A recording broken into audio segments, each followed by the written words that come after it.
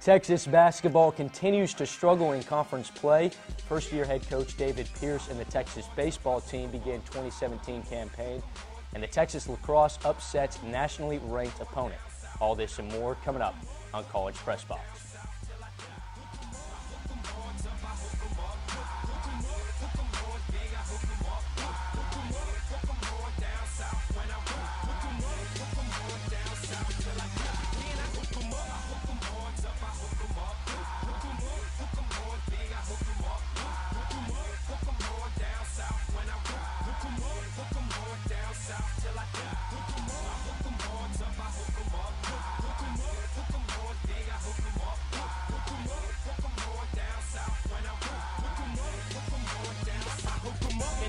Good evening, and thanks for joining us on this Monday night. I'm Luke Hendry, and well, it has been 3 months and 9 days since Texas men's basketball began its 2016-2017 season, and Shaka Smart and the Longhorns have yet to win a game on the road. The program is 0-12 away from the Frank Erwin Center and sits 10-17 on the season. Texas faced Kansas State on Saturday. Let's head to the Erwin Center for the highlights. Kansas State returning to the Frank Erwin Center, already 1-0 against Texas this season with the win earlier against Manhattan. This one got off to a chippy start. Austin Bootke with a hard foul on Jared Allen. Allen did not like that one at all. His foul was later reviewed and ejected from the game early in the first half. Texas started strong this game. Stuff right there by Jared Allen. No sir to Wesley Iwundu. Big man getting some love from his teammates. Fast break for Kansas State, missed layup. Shaq Claire with the rebound, out to Kerwin Roach, ahead to Andrew Jones, flushed it. Texas tied this game up late in the second half, and Texas fans loved what they were seeing. But late in the half, with just under 2 seconds remaining, tipped in and one for DJ Johnson. Wildcats went up 3. Kansas State went on to win this one, 64-61 over the Longhorns. Now, Texas is currently on a 3-game losing streak, and NCAA tournament berth is nearly out of question. For more on the Longhorns' most recent loss to Kansas State, here's our very own Nick Walters. At the scene of all 10 of their season wins, the Texas Longhorns' home court luck would run out on Saturday as they fall to Kansas State in the final seconds, 64-61. I think to start the game, our defensive energy, the level of commitment to the little things we had to do, it just wasn't where it needed to be. Amidst the muck of a 17th loss, a surprising bright spot for the Horns was senior grad transfer and Austin product Mo Isom. Coach Smart was especially impressed with Isom's season-best 8 points and hopes his energy rubs off on the team. Well, I thought he was by far the hardest playing guy on the floor, and that's a positive when it comes to Mo. But for the rest of our guys, we should see that and understand we have another level as well. Each of those other guys. One burst of energy came in the second half when freshman Jarrett Allen was hacked in the paint. Allen and teammates bottled their emotions from that flagrant 2 to spark a 7-point rally, storming back into the game. Smart wants to see that focus from tip-off to the final buzzer. Flagrant foul occurred.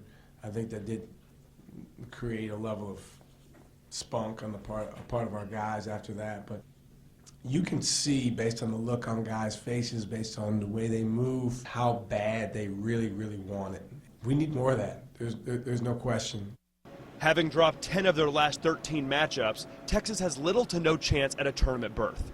The Longhorns have 4 games remaining in an underwhelming regular season to give fans something to cheer for. Nick Walters, College Press Box. And thanks again to Nick for that report. And joining me now is our basketball analyst, Jessica Robinson. Jessica, Texas is 4-8 in Big 12 play and seemed to lack some struggling with the leadership. With 4 games remaining in the regular season, what does this team need to focus on from this point forward? They need to focus on winning the Big 12 tournament. If they don't win that, they're not going anywhere. And convincing Jared Allen to stay would be really big too, considering he's a key part to the offense, and having him another year would add more polish to his game and the Texas team overall. The team is incredibly young, with half of them, of course, being underclassmen, but also huge playmakers. The team needs more time to gel. And in these last 4 games, Texas needs to finish. They've been in far too many last-second games, too many changing situations that could have gone either way, and Texas needs to make their second half stronger to close out those close games. You mentioned finishing is going to be key, but also growing. You mentioned young program, lack of experience, but when you look at the future of this team, the future can be bright. What does Coach Shaka Smart and this team need to do moving forward, heading into that conference tournament, and build some chemistry despite their current record? So at this point, they really need to take advantage of these last 4 games, conference games, focusing on the young guys just playing together, and use this time for them to learn from the older guys and really just be intentional as they close out this season. Any team can win on any given day, and Texas is definitely capable in the right circumstances, considering the lead shifts again in the last seconds of previous games. It's imperative that they again hold their heads up and just carry themselves with confidence that they're able to win, they're capable, they just got to fight it out. Certainly a lot of growing room for the Texas men's basketball program, but a team on the 40 acres that is currently 6th in the nation in competing for a regular season conference title is women's basketball. Jessica, Coach Aston has the Longhorns working toward a record-setting season. How good is this team, and how far can they push in the postseason? Well, this team is very good. They're very good, and I definitely think that they can push, as their endurance will be tested tonight, as they're currently in the middle of the big Baylor game. And although their 1-point loss at Oklahoma on Saturday snapped their 19-game winning streak, Texas looks to beat them right now. And if they do, they win their regular season conference title, which hasn't been won by Texas since 2010. And from there, then they can push for the conference tournament title, where they will be able to have the ability to just show their consistency throughout this season with their previous winning streaks and hopefully win it all. And as for the NCAA tournament, the same thing applies. They show up with confidence, and only time will tell how long this team can last, but they definitely have endurance. Certainly will be fun to watch Texas as they try to win their first Big 12 women's basketball tournament championship since 2003. Jessica, thanks again for joining us tonight. And when College Press Box return, we take a look at baseball's 2017 debut and softball's finish in the Texas Invitational. All that and more next.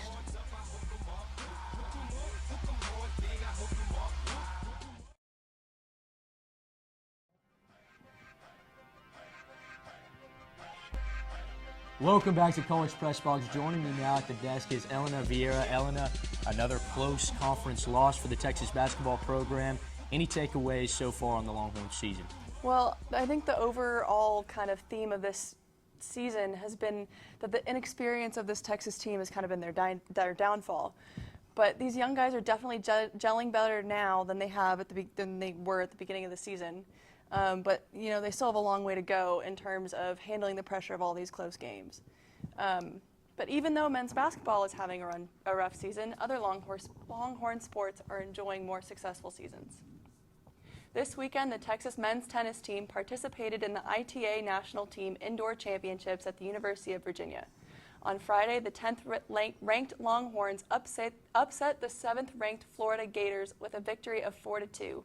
On Saturday, they lost 4-3 to second-ranked Wake Forest, and on Sunday, Texas defeated 11th-ranked Oklahoma State.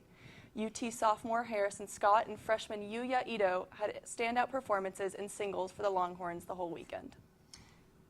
Texas men's and women's track and field competed in the Alex Wilson Invitational on Saturday in prep for the Big 12 Championship next week. Sophomore Alex Rogers won the mile, setting a new personal record at a time of 4 minutes and just 2 seconds, winning the race by just under a half a second. The women's team was led by Mary Beth Hamilton, who finished 8th in the mile race. Texas now turns their attention to the conference championship that will be held this weekend in Ames, Iowa. Texas softball hosted the Texas Invitational Tournament this past weekend. They played a total of 5 games, facing Indiana and Louisiana Tech twice and South Carolina once. Their only loss of the weekend was their 3rd game of the day on Friday, falling to South Carolina 9-4. The highlight of the weekend came during the Horns' 2nd game against Indiana. Texas overcame a 6-0 deficit in the 2nd inning, scoring a total of 13 runs and eventually beating Indiana 13-7. Texas baseball began its 2017 campaign over the weekend against the 23rd-ranked Rice Owls. Texas dropped Game 1 on Friday 3-2 as Rice infielder Darren Shepard's RBI put the Owls up 1 in the top of the 9th. Coach Pierce won his first game as the Texas coach Saturday 5-4, and the Longhorns swept the doubleheader with a 6-1 victory later that evening. The series rounded out on Sunday as Texas fell to the Owls 7-1 and split the four-game series 2-2. Elena, Casey Clemens showed some promise on at bat. He had 3 RBIs, a home run, and an overall batting average of .545. New leadership for this team. What role does he have as a senior on this team? Well, generally speaking, he's going to have a pretty big leadership role, especially with the loss of Trace Barrera last season. There's a lack of a solid leader, so he needs to step up and take on that role. He's spoken highly of the new coach, David Price, and he says that he's great with the team. So he's really motivated to not only, perform well for himself, but perform well for David Price. And especially with the stellar start to his season with a .545 average, I'd say he's off to a great start with that. A lot to look forward to from Casey himself and the whole entire baseball team this year as Coach Price starts his era here at Texas. Thanks again, Elena, for coming on tonight. And when College Press Box return, Nick Walters and Steve Hellick will take us beyond the 40 acres and look at college basketball from around the nation. Stick around. We'll be right back.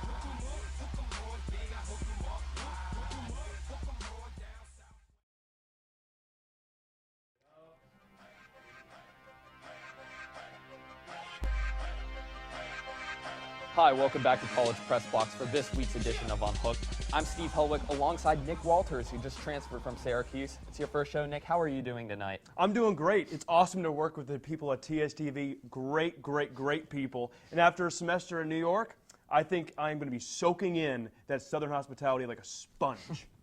That is great to hear, Nick. It's been a wild weekend in college basketball. Crazy shots, dramatic finishes. Nick, I just saw one of the greatest shots I've ever seen this weekend. Do you want to take us through that play, Valparaiso? It certainly was insane. Let's take a look. All right, so we got the Valparaiso Crusaders taking on the Detroit Mercy Titans. It's at the end of the first half. Freshman Micah Bradford grabs the rebound, heaves up the prayer, and his miracle is answered, banking off the shot clock. Could you believe this? Could you do that? I couldn't even try it if I had tried it 100 times. It's unbelievable, man. But look at this. Look at this. Here we go. So too bad for the Crusaders. Micah Bradford, his shot did not make the buzzer, and his shot was already off.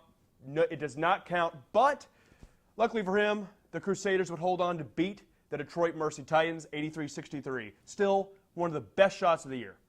It was definitely a great shot, and we are coming up on March, 1 week until March, which is the greatest month in college basketball. This Saturday, in a little preview of some March Madness contenders, we saw 2 Big 12 teams just duke it out on the hardwood. Kansas Jayhawks once again finished on the favorable side of a victory. And let's cut to Waco for the highlights between Baylor and Kansas. 2 Big 12 teams duking it out, plus 20-plus wins, 2 top 10 teams. And here we are at the Farrell Center in Waco. So in the first half, Kansas has it, and what a dime here from Josh Jackson to LaGerald Vick, who finishes with a great circus layup. Baylor still in the lead early on.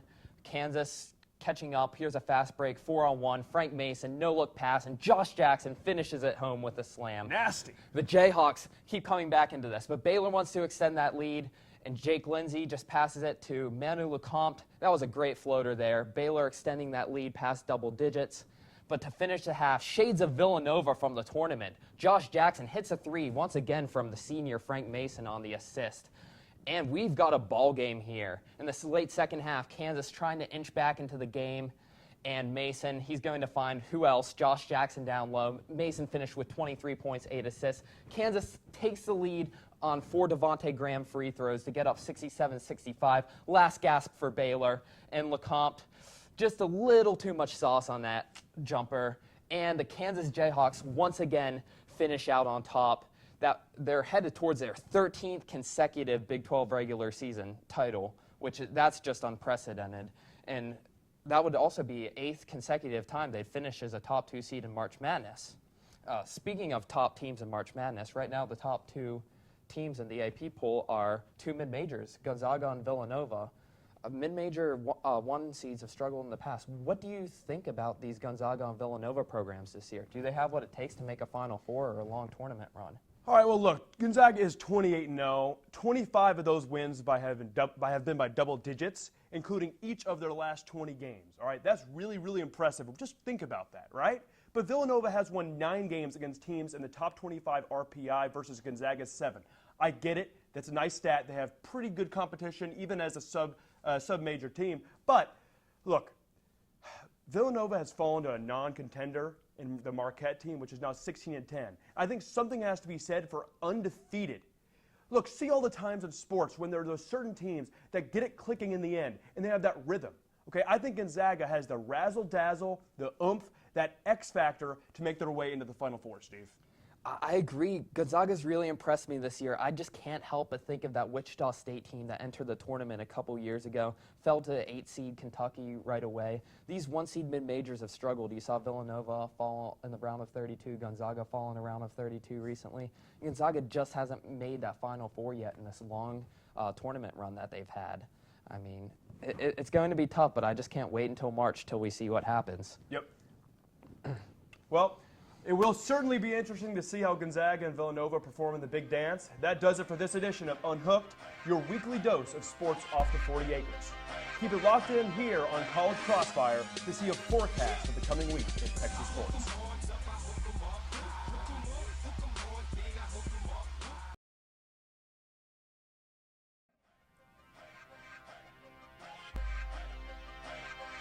Welcome back into College Press Box. Well, Texas Athletics has yet another busy week ahead. Let's take a look at what Longhorn sports are underway this week.